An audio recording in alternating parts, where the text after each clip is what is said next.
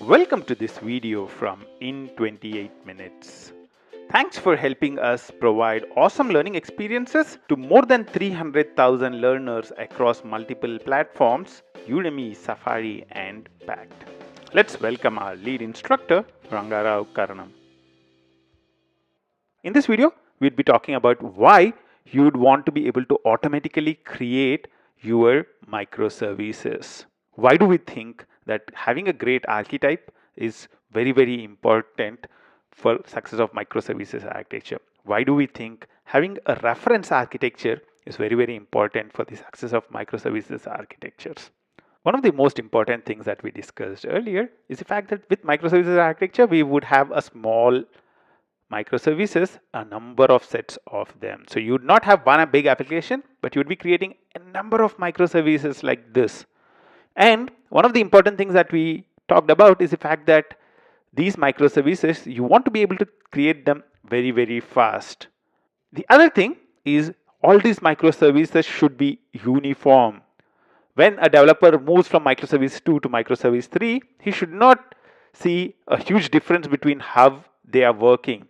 The business functionality will be different, but technically speaking, the frameworks which you use, how you do unit testing, how do you do integration testing, how does it integrate with the naming server, how does it integrate with the API gateway, those things should not change. And that's where the reference architecture for your microservices comes into picture. Having a great reference architecture would help you in making sure that all the microservices are uniform. And one of the ways you can standardize your reference architecture is by creating an archetype. What is an archetype? An archetype is nothing but a piece of code, a component which can create all the technical infrastructure that is needed to set up a microservice. So what would the output of an archetype? Would be a new microservice with all the frameworks set up, with all the examples for unit testing, for examples for integration testing, examples for how to talk to the naming server. All of them are set up, and all that you need to do is to start developing your business functionality. So whenever you'd want to be able to develop a microservice, all that you need to do is go to the archetype, and you would actually create a microservice using the archetype and start working on it. One of the things I have done a little while back was I created a microservice reference archetype. We have a GitHub repository in 28 minutes, microservice reference archetype. You can see the URL on the screen right now. So all that you need to do is type in that, and it would take you to an example microservice archetype. As you can read in here, my archetype helps in automating the basic setup of a microservice. This helps in standardizing project setup across the organization. How many layers you should have, which layer should be dependent on which layer, how do you do security, how do you do unit testing, integration testing, how do you integrate things with Nexus or Sonar. So all that kind of stuff can be put in as part of your microservice archetype. I also included a reference to the Marvin archetype plugin so that you can find out how to use archetypes. But what you can do in here is discover how you can set it up, how can you use this archetype as well.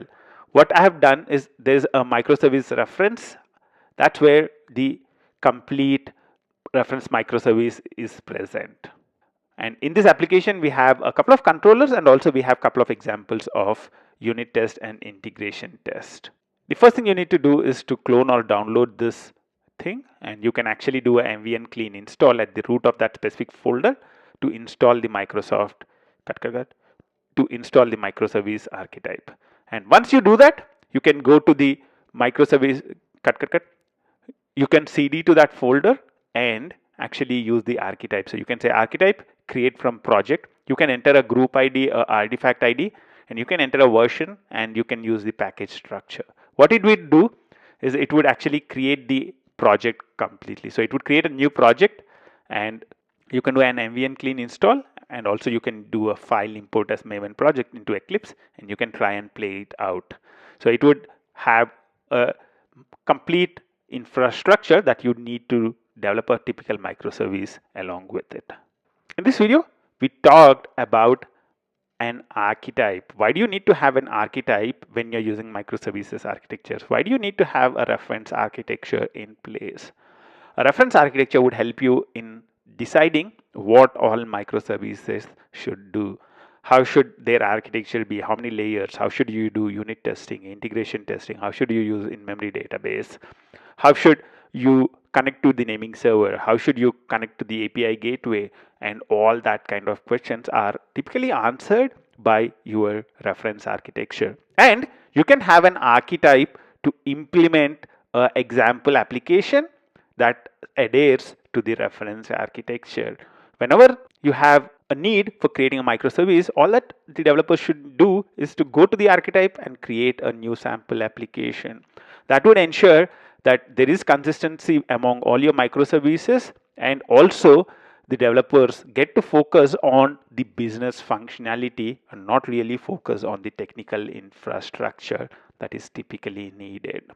In 28 Minutes is providing awesome learning experiences to 300,000 learners across platforms like Udemy, Safari Online, and Pact. We have clocked million hours of learning in the last few months.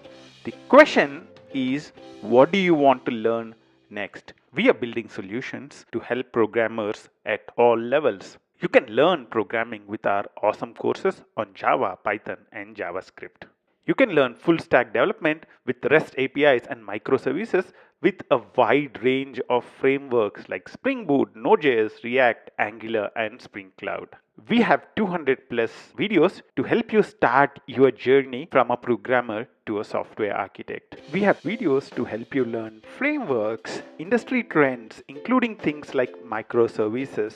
Learn the best practices in architecture, design, and code quality. Thanks for watching. Keep learning in 28 minutes.